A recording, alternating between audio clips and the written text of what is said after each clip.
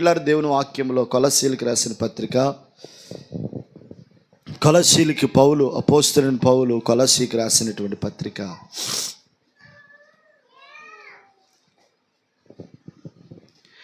ఈ పత్రికల నుంచి కొన్ని మాటలు మీకు నేను తెలియచేసి నా వాక్యాన్ని ముగించి మరి నేను తదుపరి పరిచర్యకు ముందుకు సాగిపోవాలని ప్రభువుపేట తెలియజేస్తున్నాను.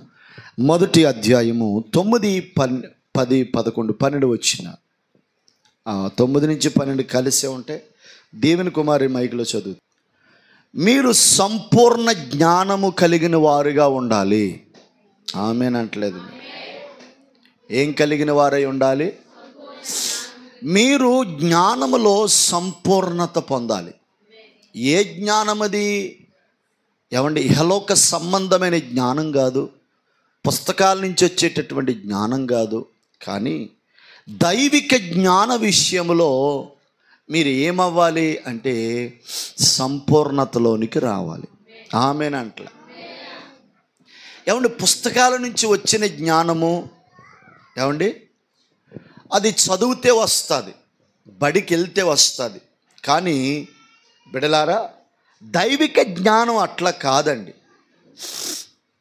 ఒకసారి యాకోబు రాసినటువంటి పత్రిక ఏమండి చదవండి ఒకసారి. యాకోబు రాసినటువంటి పత్రికలో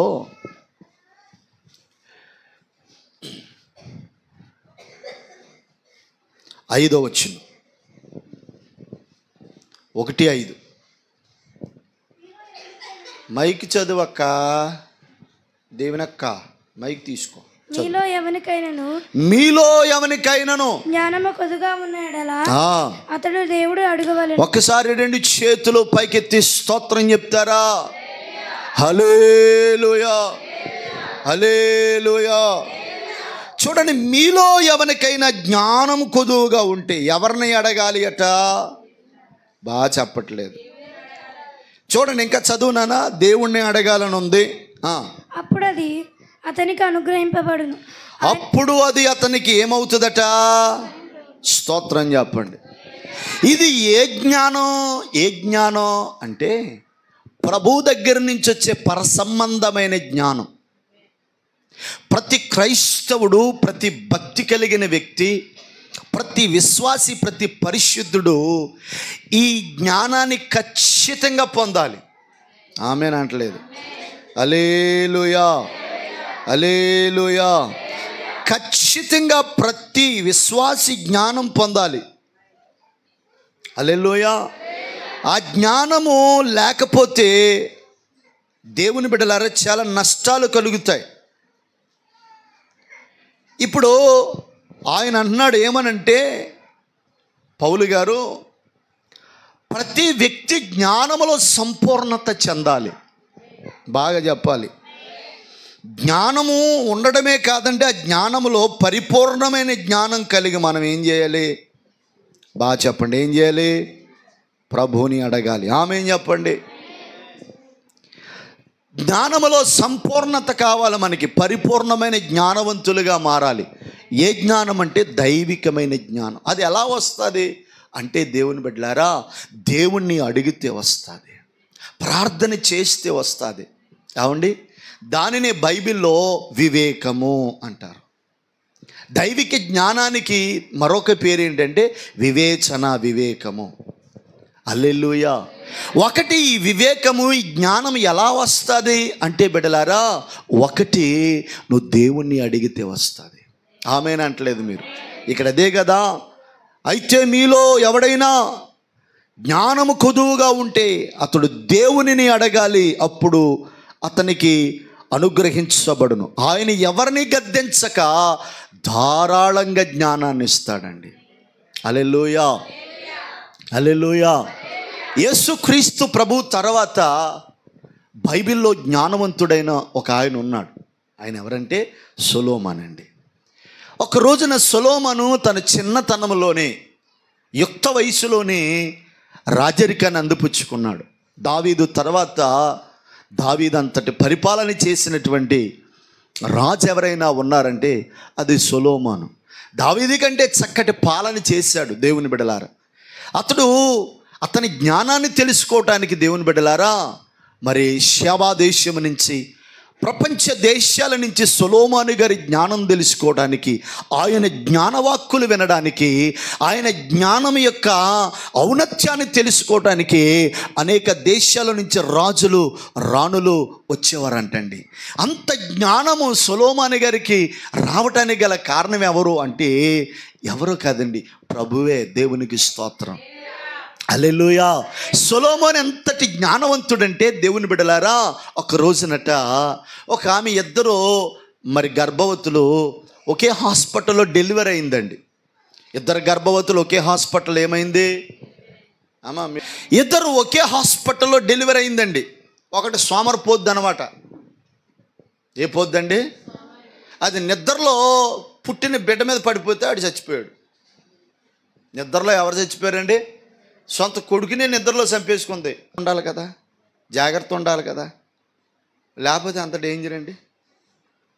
తల్లులు పిల్లల పట్ల శ్రద్ధ ఉండాలి కదా. శ్రద్ధ లేకపోతే పిల్లలు నేను చెప్పిన పిల్లలు పాడైపోవడానికి ప్రథమ కారణం ఆడోలే. మగ పిల్లడైనా ఆడపిల్లని పాడైపోవడానికి కారణం ఎవరో? ఆడోలే. ఇలాగ అన్నానని మీరు ఏం ఫీల్ అవ్వకండి. మగోడు ఉదయం పోతాడు, తొలగట్టుకునో, పారట్టుకునో, గెట్టట్టుకునో, ఏదో అట్టుకుని పోతాడు పనిలోకి. సాయంత్రం దాకా ఉండేది ఎవరో? వాళ్ళని కనిపెట్టవలసిన బాధ్యత ఎవరిదే? అరే నువ్వు ఎక్కడ పోతావు పోరా అని నువ్వు టీవీ కాడ భూతద్దం పెట్టుకుని భూతంలాగా అండి. ఇక అలాగే పొద్దున్నుంచి సాయంత్రం దాకా నేను ఎవరు డిస్టర్బ్ చేయకూడదు. నిన్ను అందుకే ఇంటికాడ అండి ఆ పూతలాగా ఈ పూతలా మేపుతున్నాడు నీ భర్త. కంపకాడ ఉన్నదాను పిల్లల్ని జాగ్రత్తగా చూసుకోవాలి కదా వద్దా? చెప్పవా? మీ బాధ అవుతుంది. నువ్వు బాధపడితే భయపడే రకమేం కాదు నేను. ఇది వాస్తవం. ఉన్నమాట అంటే ఉలుకులుకులుకులుకు పాటలు ఎక్కువ వస్తాయట. కొంపకాడ ఉండేది ఎవరో? పోనీ మీరు కూడా పనిలోకి వెళ్ళిపోయారు అనుకో, అసలు ఎక్కువ అటాచ్మెంట్ పిల్లలతో ఎవరికి ఉండాలి? తల్లికే.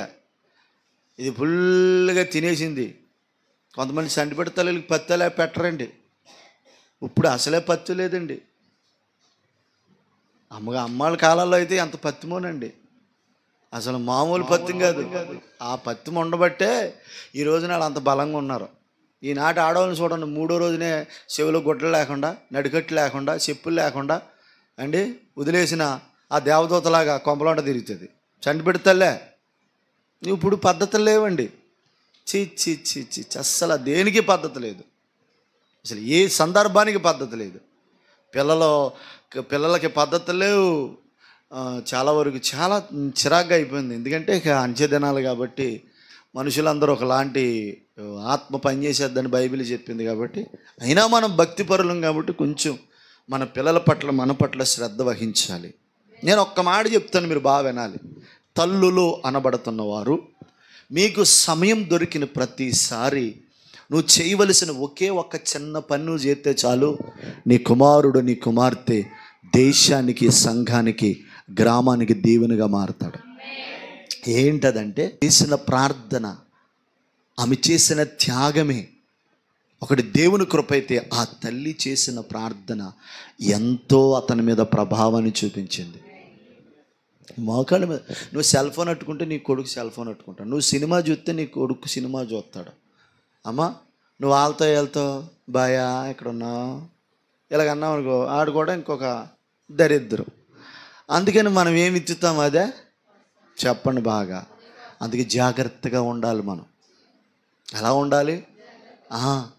తల్లులైన వారు ఖచ్చితంగా, ఒకవేళ నీకు పిల్లలు లేరనుకో, దేవునికి స్తోత్రం, ఇంకా నీకు దేవునితో గడిపే సమయం ఎక్కువ ఉంటుంది. దేవునితో ఎక్కువ గడపాల. పిల్లలు లేని బిడ్డలు ఉంటారు కదా, దేవునితో ఎక్కువ గడపాల. భర్తను జాగ్రత్తగా చూసుకోవాలి, పనికి వెళ్ళాలి, అన్నీ చేయాలి. ఆమెన్ చెప్పండి. నేను అంటాను దేవుని బిడ్డలారా, పక్క ఆవిడ అలా తిరిగేసిందండి. తిరిగేస్తాడు, చచ్చిపోయాడు.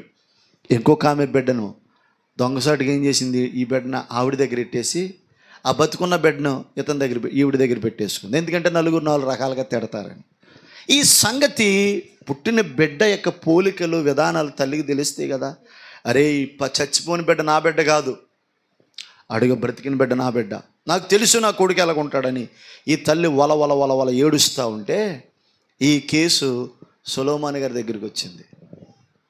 జ్ఞానం గురించి చెప్తాం కోసం నేను ఎంత కథ చెప్పాను.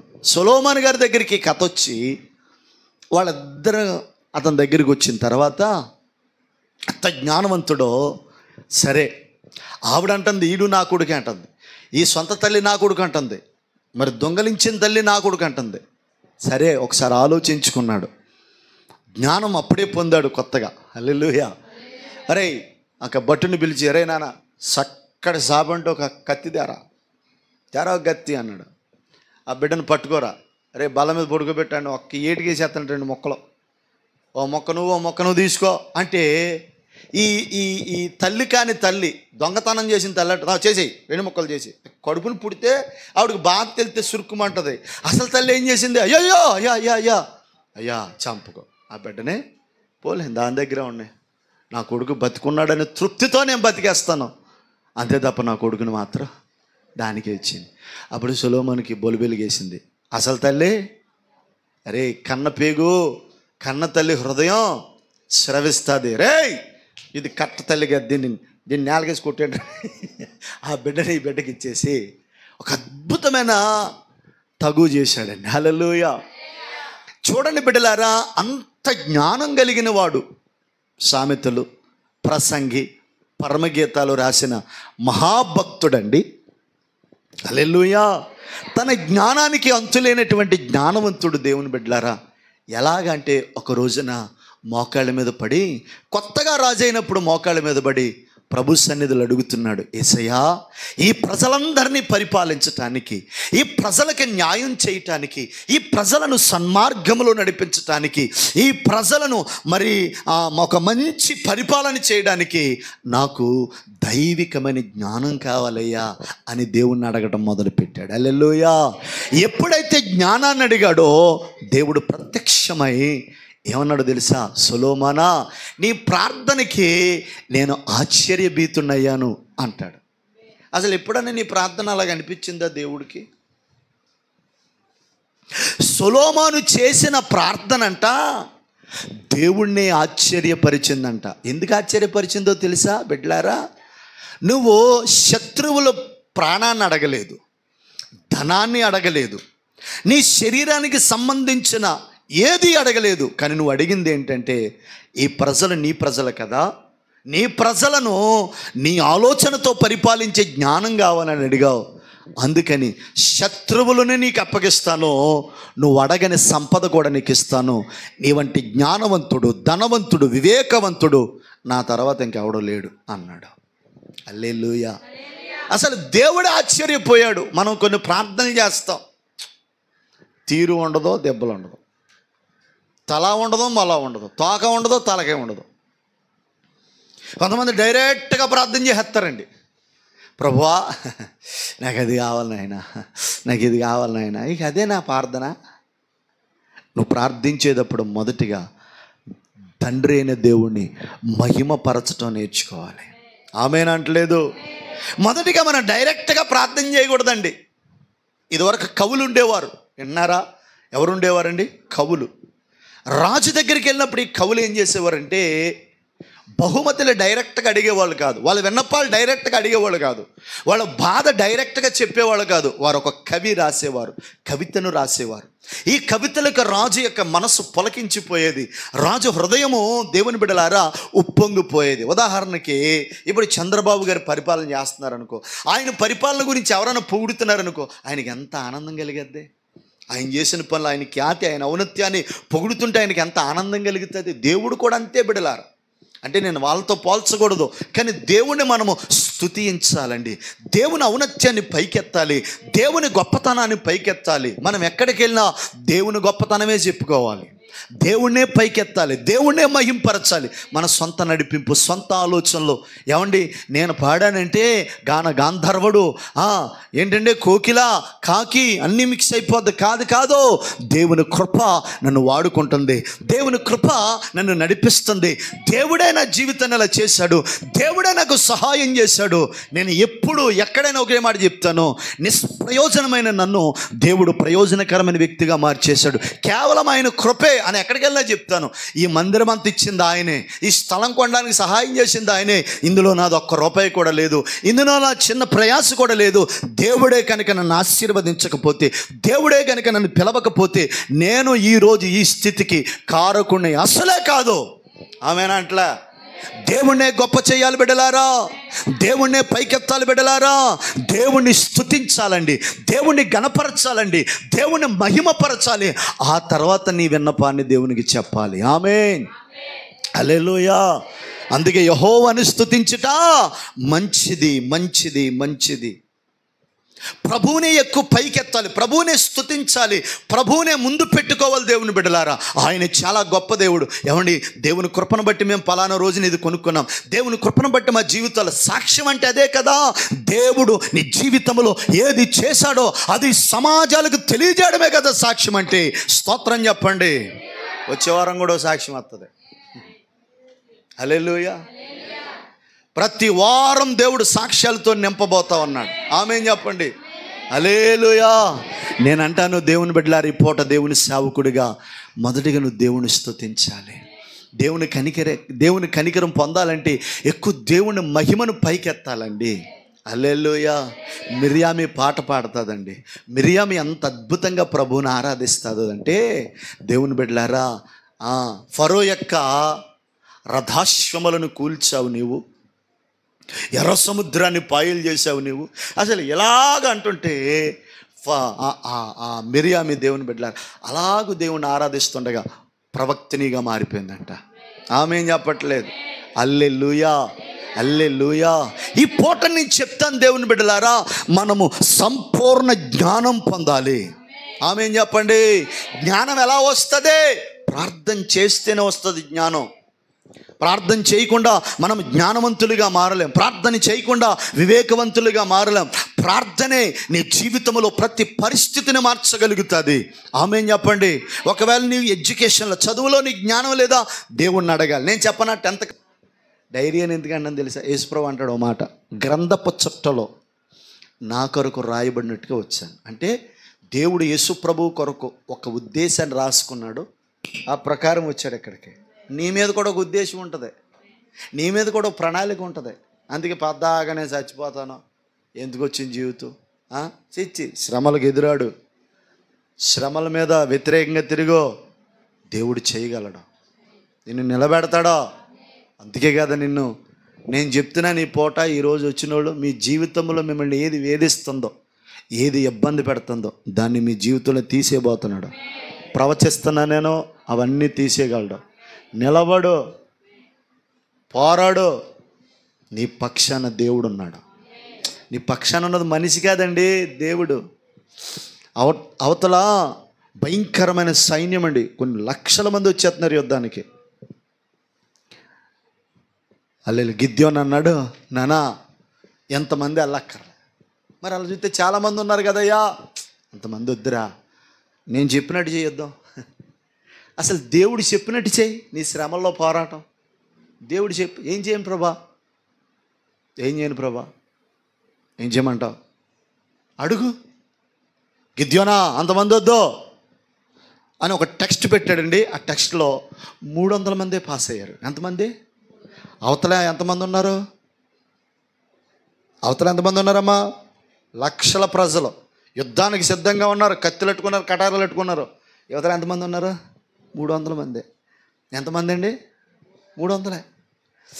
అప్పుడు గిద్యోనుతో దేవుడు అన్నాడు, మీరు ఒక దివిటి కొండ పట్టుకోండి, అయ్యే మీ యుద్ధ ఆయుధాలు.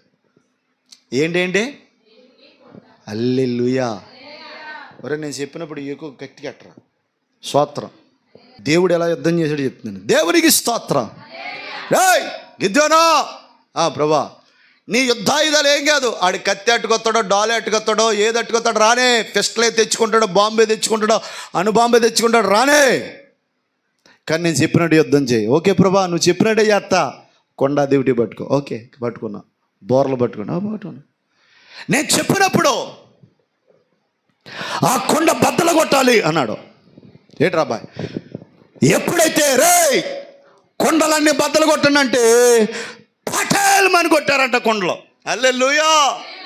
ఈ సౌండ్ వాళ్ళకి ఎలా కనపడ్డదంటే కొన్ని లక్షల ప్రజలు కేకలు వేస్తే ఎలా ఉంటుందో, గిద్యోను కొండల బద్దలు కొట్టి బోరల ఓదగానే యుద్ధ శబ్దాన్ని దేవుడు వారికి, అరే గిద్యోను ఎవరినో వెంట పెట్టుకుని లక్షల మందితో మన మీదకి యుద్ధంకి వచ్చేస్తున్నాడని చెప్పి ఒక్కడు వాళ్ళకి వాళ్ళే పొడుచుకుని చచ్చిపోయారంట. హల్లెలూయా! ఈ సౌండ్ ఎలా ఉంది, సౌండ్ ఎలా ఉంది, అలా వినిపించాడు అన్నమాట దేవుడు.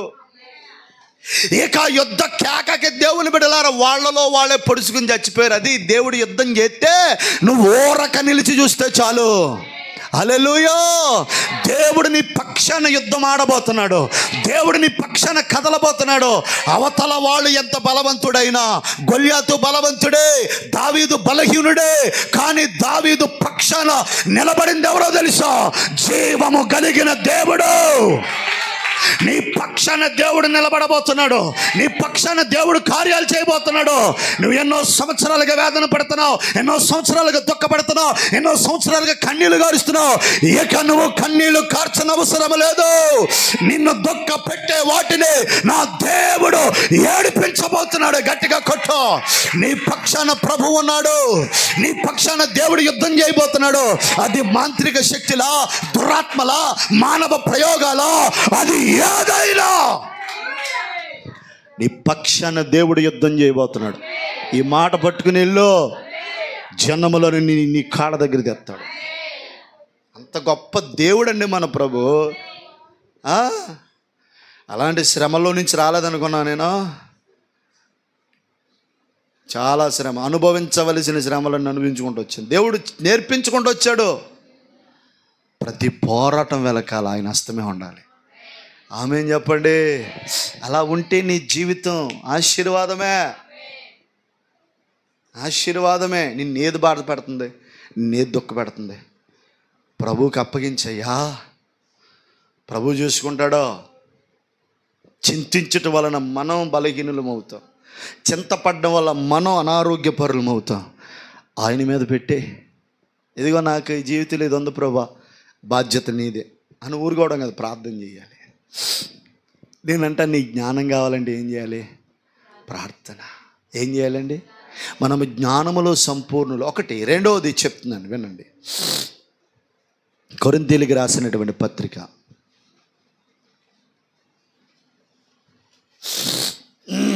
1 కొరింథీ పత్రిక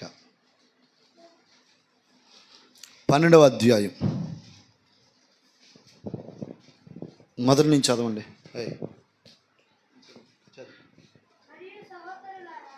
సాకారులాగా సహోదరులారా, చదువు.